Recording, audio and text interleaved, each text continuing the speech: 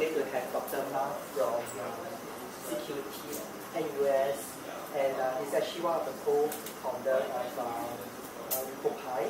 He actually graduated from a very famous university in Switzerland that specializes in physics. It's an ETH in Zurich, and we'll be today to share about electronics, computer physics, and about VA engineering.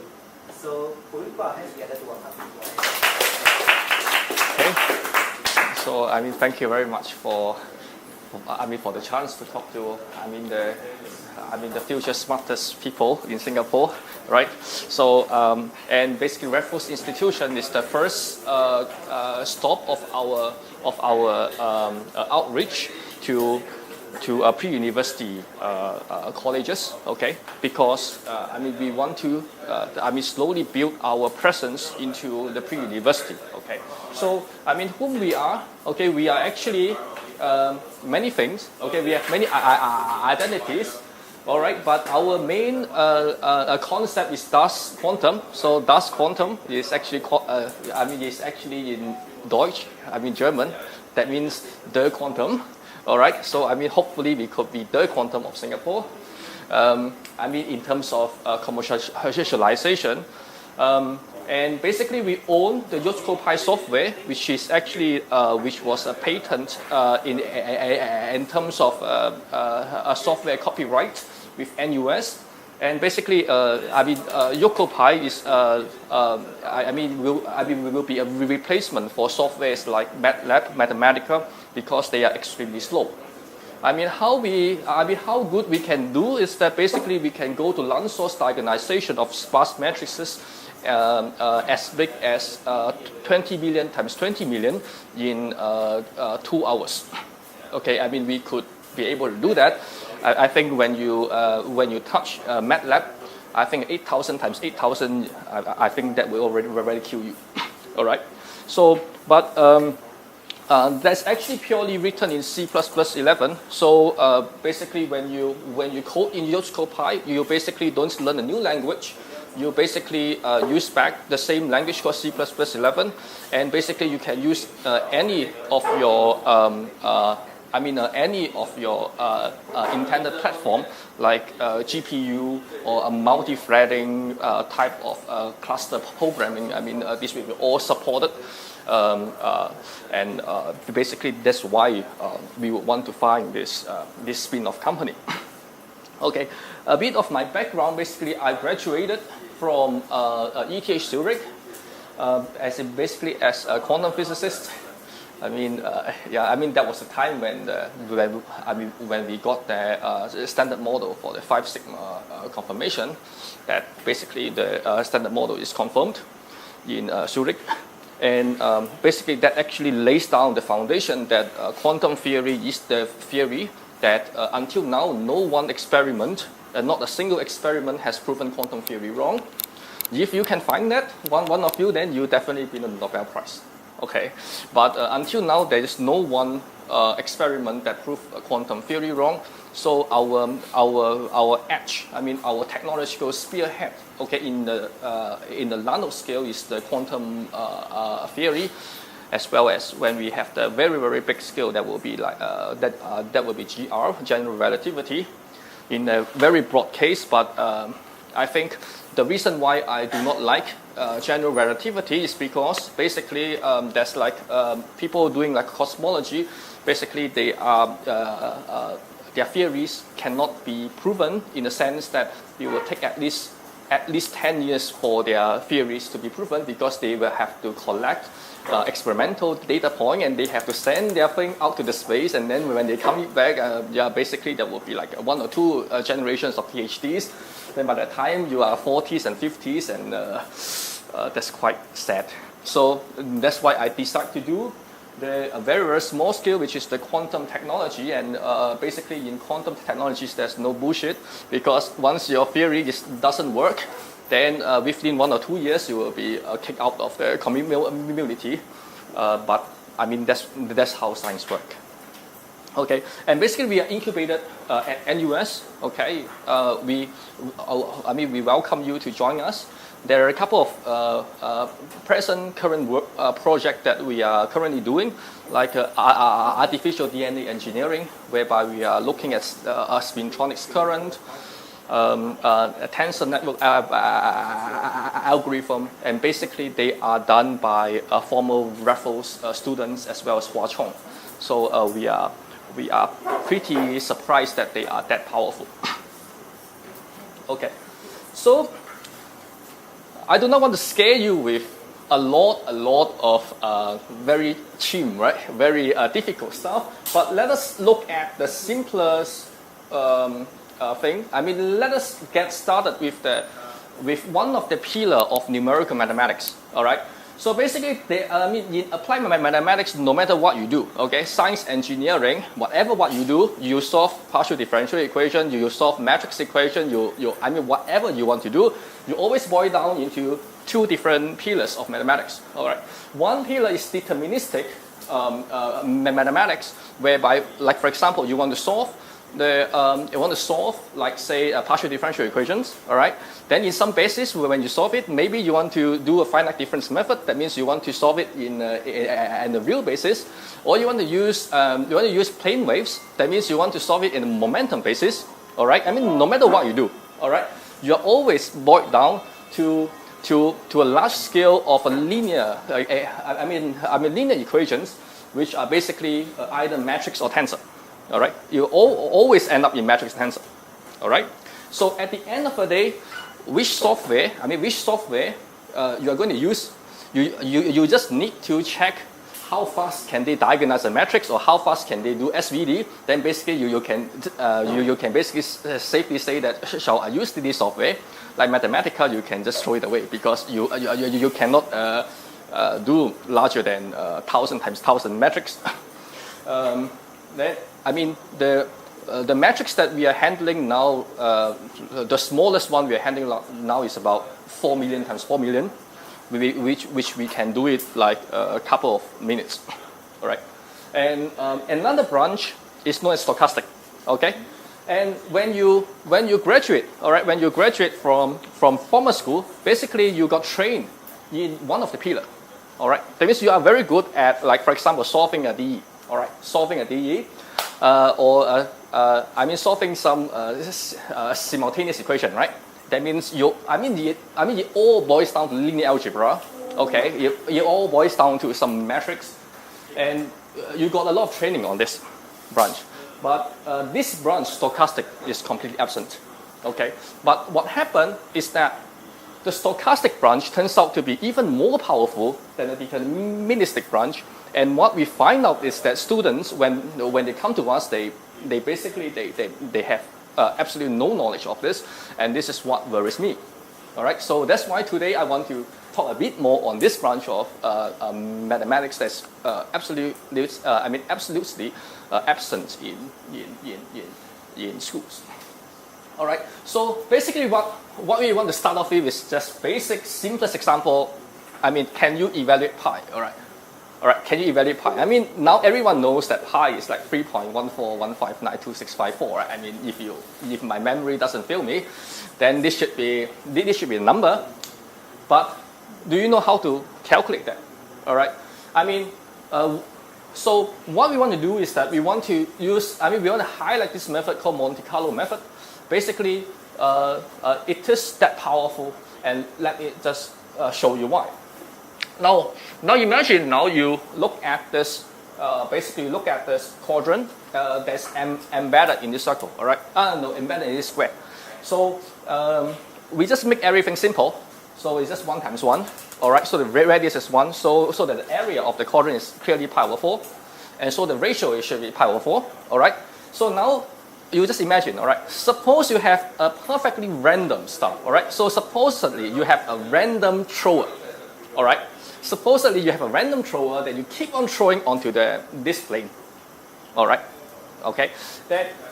What we find out is that the amount of times you throw within this quadrant to the amount of time that you hit on this, that should tends towards pi over 4. All right. That should tends towards pi over 4. in the limit of infinite trials. All right. Now, this is definite. All right. So I am now saying to you that this statement is the hardest. Basically, this statement is actually the hardest to grab. Why? Because this is actually the foundation of statistics. All right. Basically, this is why statistics work. Statistics work because of this thing called the central limit theorem. Now, what is this central limit theorem? Now, central limit theorem, there are many names of that. Central limit theorem is also known as the law of large numbers. All right. What is law of large numbers? It basically is very simple. Basically, when you keep on having a lot of samples, all right, the sample distribution that you get, it really doesn't matter. Okay, that the distribution will tend towards every single other distributions you can ever find, and which one of them will be normal distribution. All right. You do not need to use normal distribution as a standard. You can use any other distribution as your standard, but it is our norm that all distributions tend towards the same distribution where your sample size or your sample trials goes to infinity. All right, and basically we just use a normal distribution, and probably statistics is the only method that could work. Okay, when your sample size, when your system size goes large, and basically we have a simple proof which I will not highlight. Okay, which basically this simple proof basically proves the weak law of large numbers. And if you are telling me that if you find one such examples that in the infinite trial, okay, that numbers does not tend towards pi over 4, that means either you do something wrong or mathematics is wrong. Okay, so I think that most likely is you do something wrong, right? Okay, and basically this is numerical exact. All right, you will get the same number, and as the trials goes more and more and more, what you will find is that the Monte Carlo error will actually goes with 1 over square root m. Yeah. Is there any question for this? Yeah. Is there any? Do you find this to be simple enough? Yeah. Please join. Please join. Yeah. Please take this to sign up. Yeah. Please take this to sign up. Okay. Now can I move on? Yes. Okay. Now what you're doing? Okay. Of course you can write a YOSCOPI application. All right. So this is C++11. So you write some code here. All right. Yeah. Basically, I will give you this slide. All right. So you don't have to copy. Yeah. But I will give you this slide. So, but a first YOSCOPI application. Okay. So what is here is basically, what this program do is basically I randomly choose 2 points. All right. So assume that I have something that can randomly choose the point along x and along y. Then what happens is that once I take a pair of points, so that means I will take this point, so a pair of numbers, and I want to check whether the radius is less than 1. All right. Because if the radius, if the distance to the origin is less than 1, then I know that it must be in the circle, right? If the distance is more than 1, then I know that it must be outside the circle, right? So it's very simple. I just take this point, and basically I want to check if the square of x plus the square of y, that means the norm, is less than 1, then I will want to take a measurement. All right. So I will take a measurement is 1. Otherwise, I will take measurement as 0. All right. So in, I will take a measurement 1. Out, I will take a measurement 0. And what happened is that I find that at roughly at 100,000 points, at 100,000 measurements, the number is already like 0.783. So what is pi over 4? Can you use your calculator? Right? Pi over 4. Do you have the number? It should be 0.785, right? So it's like quite okay, right? The numbers are quite okay already, right? And now what happened is that as I continue another 100,000 points, another 100,000 points, another 100,000 points, and I just keep on going, and you will find that the numbers tends towards more and more and more correct, right? 0.785, now I got 444 at the back. So you have to take out the calculator, you just have to do pi divided by 4, right? Then there's something called the error, all right? Now, I just tell you that once you have this type error, like 0.0002, then you multiply by 5, okay? That means you cannot, that means you can only trust up to the third number. Because this thing means this is 1 standard deviation, all right? This means this 1 standard deviation, and one standard deviation means what? From your statistics class, that means you can only trust your mean in this interval with 63% confidence level, right? I mean, if you learn statistics, then what happened? If you take 5 sigma, then that will be 99%. All right. So that means you can only trust this number up to the third dp, but this is fine. All right. All right.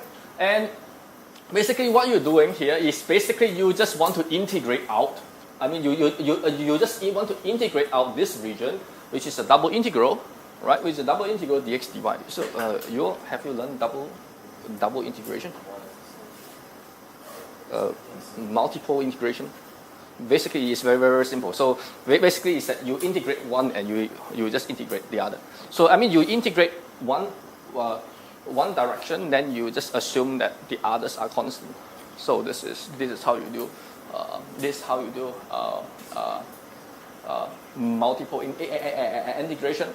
And central limit theorem, it means that it tends towards normal distribution with 63% within 1 error, 99% within 5 errors, and basically it's very, I mean, this method is direct sampling, and it's very good for bounded multi-integrals.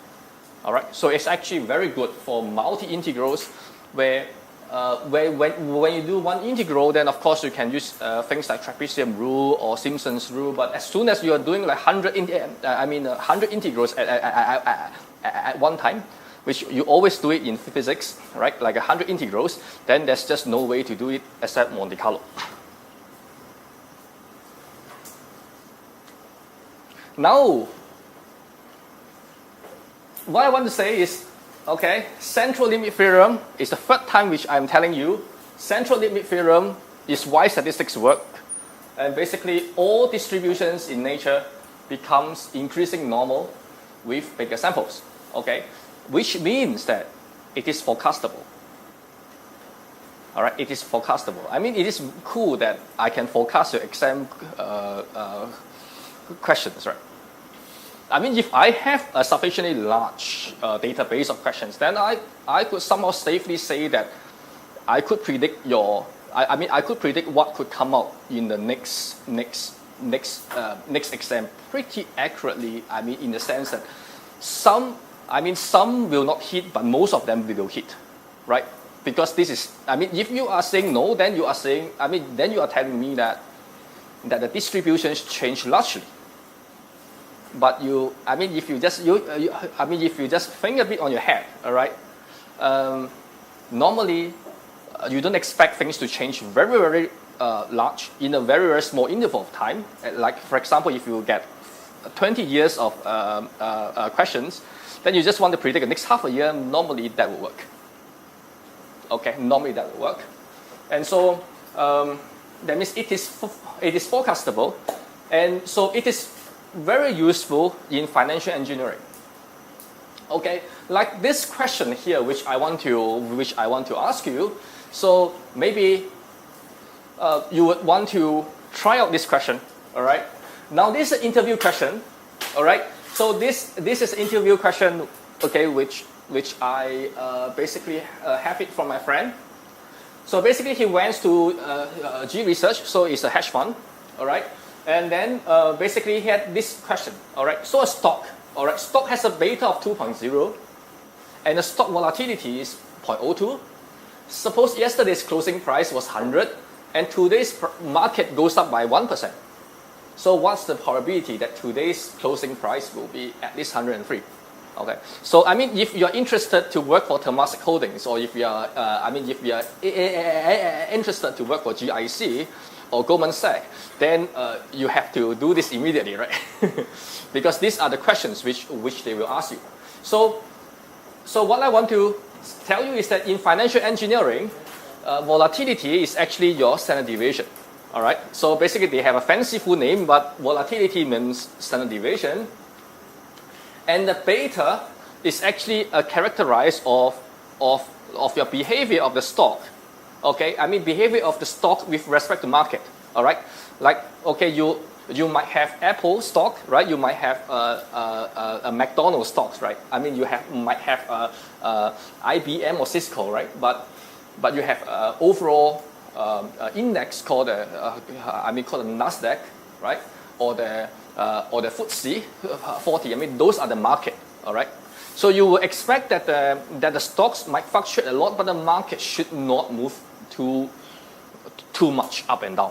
Okay. So the market is somehow a safe indicator for the trend. And so beta is nothing but your ratio. I mean your expected ratio of financial returns for your stock with respect to the market.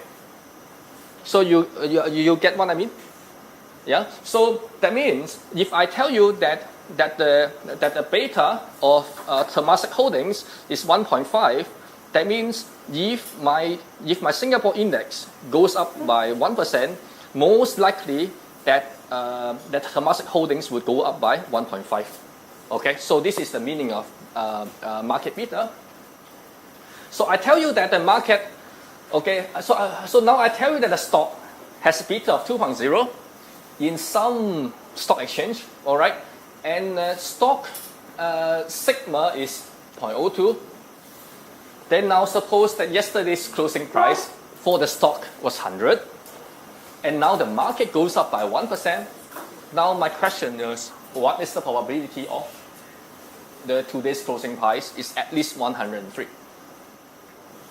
This is probably the question that your front trader, okay, I mean suppose now you work for a bank at the quant or the back office, then this is the type of questions that the front trader will just ask you, right? Then you have to tell them what is the probability, right? Then they will say whether they will want to buy or not.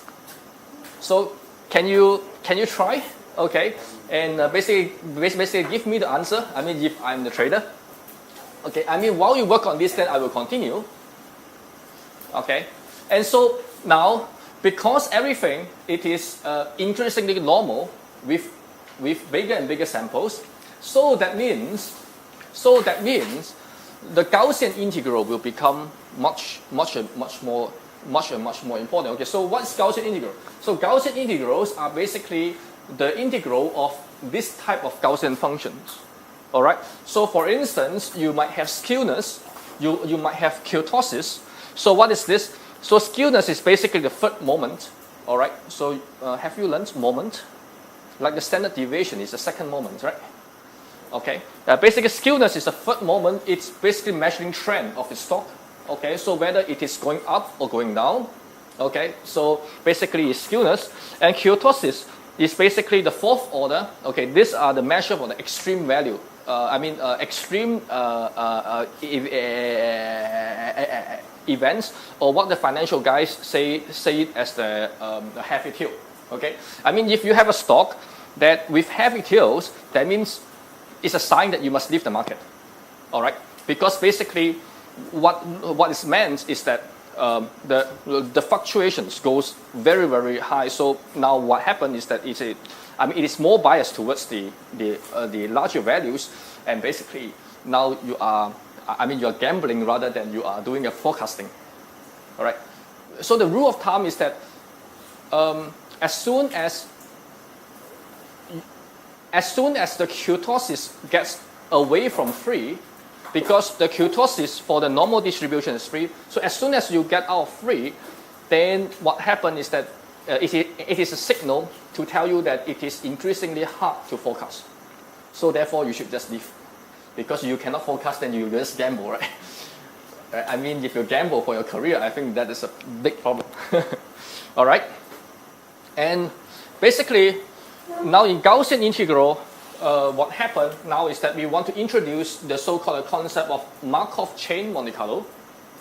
So now I want to first introduce you the concept of importance sampling. Okay, basically you want to smarten the random walk. All right. I mean, what is a random walk? I mean, random walk is basically how you choose your random points. All right. So this is a random walk. Okay. Now, for the previous example, when you have a quadrant inside the square, then you basically just keep on throwing stones, right? I mean, keep on throwing stones until whether you hit it or not. So basically, there is no bias in your random walk, right? Because you do not bias your, you do not favor the next throw with respect to the current throw, right? Right. So your random walk is basically has the same weight. Okay. So now I want to do some smart move to smarten on the random walk. So this is known as importance sampling. And the principle, so long, in Monte Carlo you can do anything you want, so long it satisfy ergodicity and detailed balance. What they are, we just wait a bit, all right. And basically, normally people practice it by the Metropolis algorithm, all right, which was invented in 1953. And this Metropolis algorithm is everywhere used in science, engineering, finance, everywhere. Metropolis algorithm. If you don't know this Metropolis algorithm, I think that you have no chance in going to GIC or Goldman Sachs. No chance. All right. And basically, okay. So I should give more hints to the same question, right? So if let's say the stock has beta 2.0, and now I tell you that the market goes up by 1%. So can you tell me roughly how much I will gain by my stock? 2%, right? 2%, right? Right? 2%, right? So now that means the stock returns, the mean is 2%, and the standard D is 0.02. So can you actually calculate the standard normal, right? You can calculate the standard normal, and then you can find your value, right? Do you get it? Do you get it? Do you get it? Okay. Hold on.